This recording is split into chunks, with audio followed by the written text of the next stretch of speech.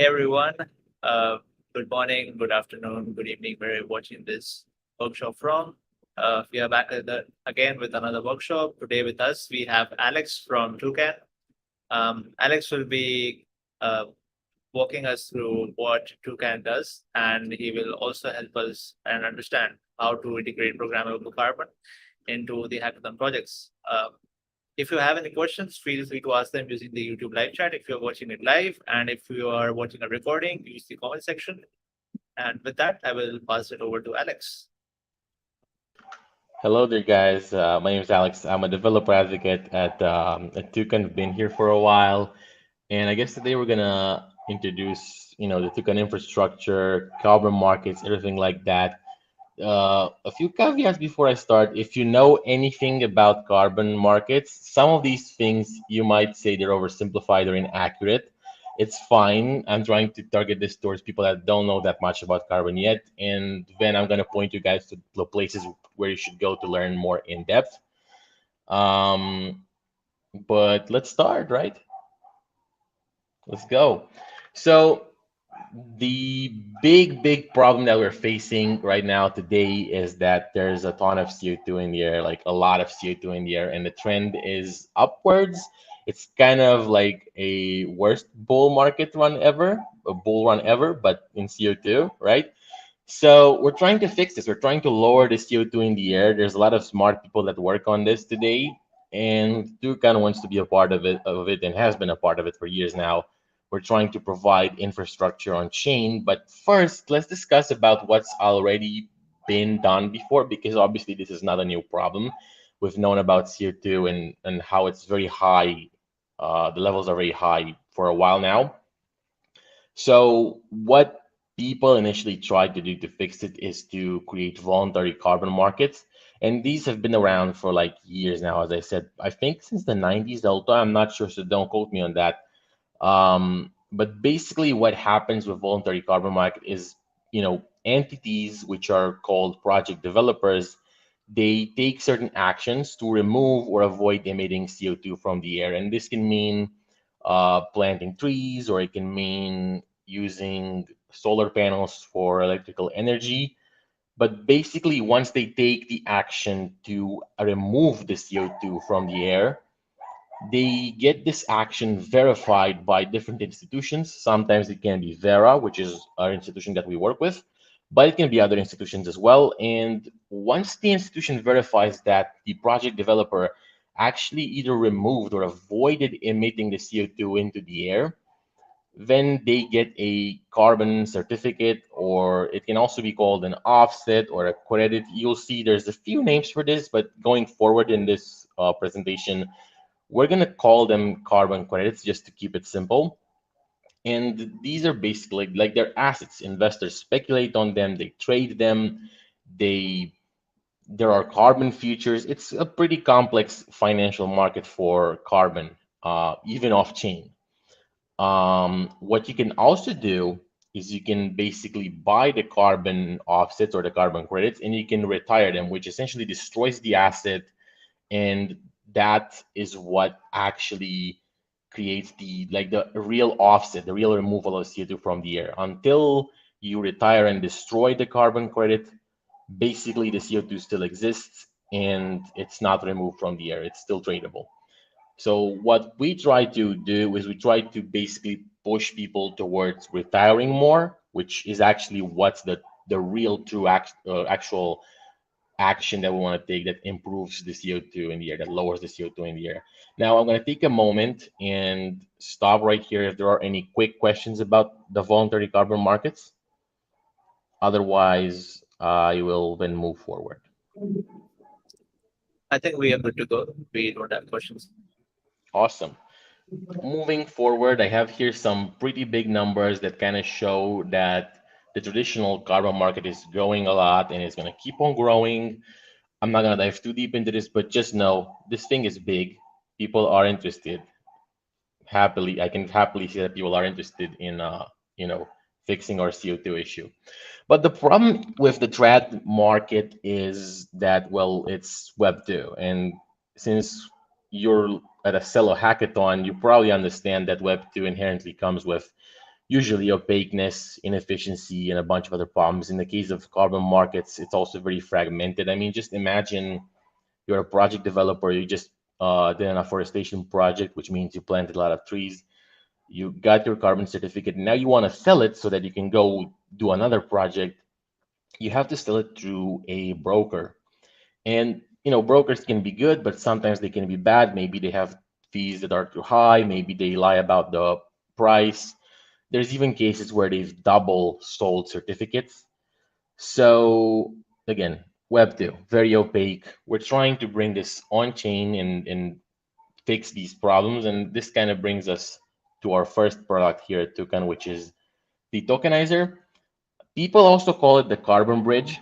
Although me personally, I'm trying to not say that a lot because it gets confused with the Celo bridge that we have now. So it's called the Tokenizer, but just know that some people will call it the carbon bridge. And what it does is it takes the carbon credits from the off chain and puts them on chain. First of all, it verifies that these carbon credits actually exist. Then it creates an NFT based on them, and then it fractionalizes that NFT into ERC20s, which we call TCO2s.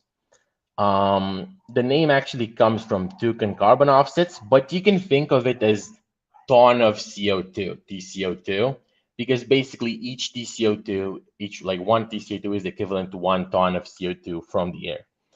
Um, right now, we really only work with carbon credits or offsets that are issued by Vera, but hopefully in time we will kind of diversify that. And what you can actually do with the TCO2 is you can basically obviously trade them and do everything that you would do with the carbon projects off chain. But you can also retire them, which means that you destroy the ERC20, you burn it, and that achieves the offset. Basically, you can do pretty much everything you can do with a carbon offset that is off chain, with a carbon credit that is off chain. But now you do it on chain, it's transparent, it's open, nobody can really lie about anything. Another important point about TCO2s is that each TCO2 comes with its own metadata encoded into it. And this can mean the year of the project or the location of the project or the methodology of the project. So you might have 10 TCO2, 10 tons of CO2 from 2012 from China, from a project that worked with solar panels, and I might have something from Brazil 2016 from afforestation. And they're very, very different. They're not very liquid. They're hard to trade in between each other, even though they are ERC20s. And that's because they're very unique. Each of them, again, has its own properties. And I could stop here for cues, but since I'm not seeing a lot of comments in the studio chat, I guess I'm going to keep on going unless somebody stops me to the next product, which is the pools. Um, we have two pools, and this is very important to clarify because a lot of people confuse the pools with the TCO2s. We have two pools, NCT and BCT, and what they actually are is they're basically baskets of TCO2s. They're index funds of TCO2s, if you will. Each pool token, whether it's NCT or BCT, holds like a multitude of underlying TCO2s. They can be very different, but they do each meet the specific pool's criteria. So NCT has certain criteria in it, and BCT has other criteria for TCO2s to exist in there. The idea is to basically pool similar TCO2s together into the pool, which makes them obviously much more liquid, easier to trade, easier to buy. We actually made these available on different dexes. Um, and this is super powerful because it basically allows you, again, to trade them very easily. They're liquid and they're tradable, and it's really useful. It can be a really powerful building block for you at the hackathon. How they actually work. The pools basically are ERC20s, and you can deposit your TCO2s into them. The TCO2 gets locked up in them, and when the pool contract mints a new pool token and gives it to you that deposited the TCO2. You can also, obviously, if you have pool tokens, which you can buy from a DEX, you can take them and redeem the pool tokens for underlying TCO2s. This burns the pool token and gives you TCO2 from the contract. There's essentially two ways you can redeem. I'm not going to dive super deep into it, but you can redeem automatically, which has no fees, meaning 1 MCT equals 1 ton of CO2, 1 BCT equals 1 ton of TCO2. But you can also redeem selectively, which means you get to choose what underlying TCO2s you get for your pool token. This comes with fees. It's explained in our docs because each pool has its own fees, and certain parts of the fee are going to go to certain things. Let's not dive too deep. This is in the documentation, but that's kind of how pools work. And this is what you will work a lot on Celo with, because right now the TCO2s are not yet bridged on Celo. We have only bridged the pools. The tokenizer and the TCO2s are coming too, but this is what you'll most likely be building with. It's important to understand, about the TCO2s too, because it helps you understand how the pools are built, but you're most likely going to build on top of pools at this hackathon. Which brings me to a few examples of cool stuff you could build. You can build carbon-backed stablecoins. You can back stablecoins with MCT and BCT. You can build staking dApps, but I'm not super familiar myself with DeFi technology.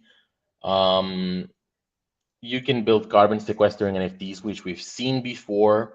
Basically, whenever somebody mints an NFT, they have to essentially deposit NCT or BCT into it. And now you have this NCT or you have this NFT that holds carbon in it in the form of NCT and BCT.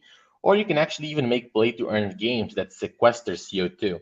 Again, I use the term deliberately, the term sequester, I use it deliberately because you cannot really retire and destroy carbon on Celo yet until we fully deploy the TCO2s and the tokenizer, but you can sequester it. So for example, you could have a play to earn game where you have a tree, and as the tree grows, it captures more NCT, more BCT, which is carbon after all.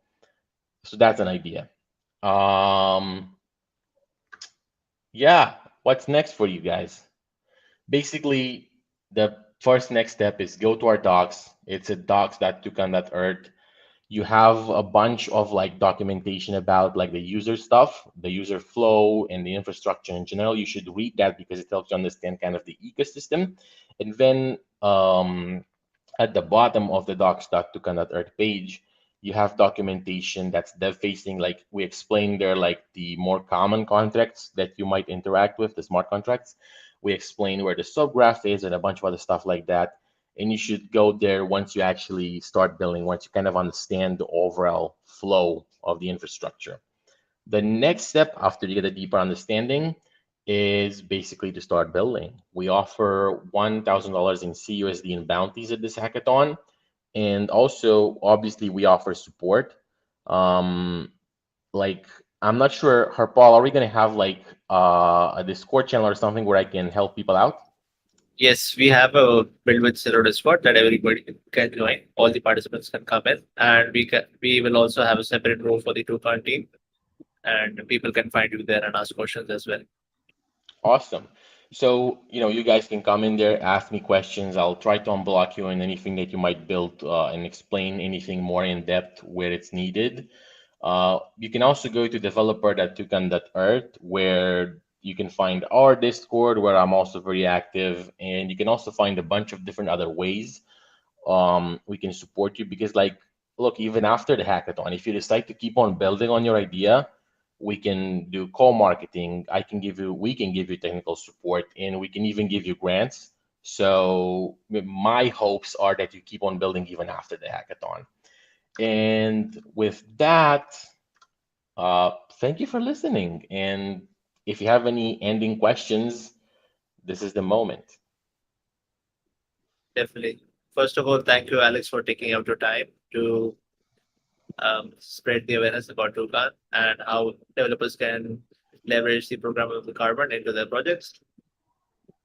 And yeah, before like we don't have any questions right now, but maybe you can answer one of my questions. That you said that NFTs are fractionalized into ERC20s. So where are these NFTs present when they are fractionalized? So do they go to a vault, or is it a wallet that holds them? What happens with the So NFTs? this is, I guess, yeah, it's more in depth, but basically what happens is the infrastructure kind of verifies if the credit exists.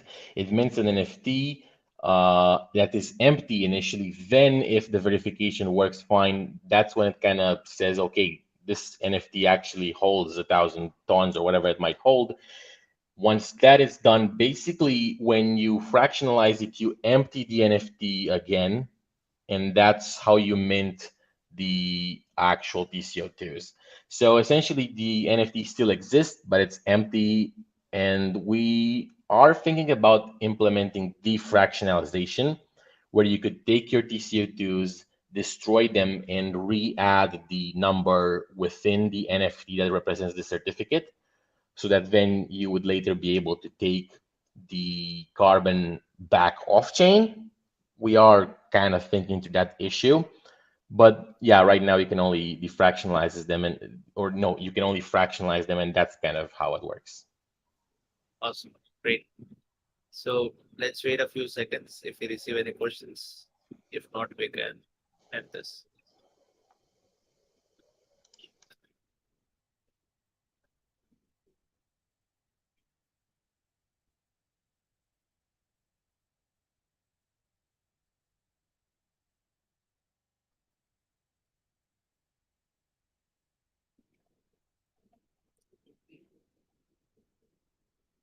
Awesome. So I think we don't have any questions for now, but I'm pretty sure we'll get some in the comment section and in the Discord. So yeah, we will be around.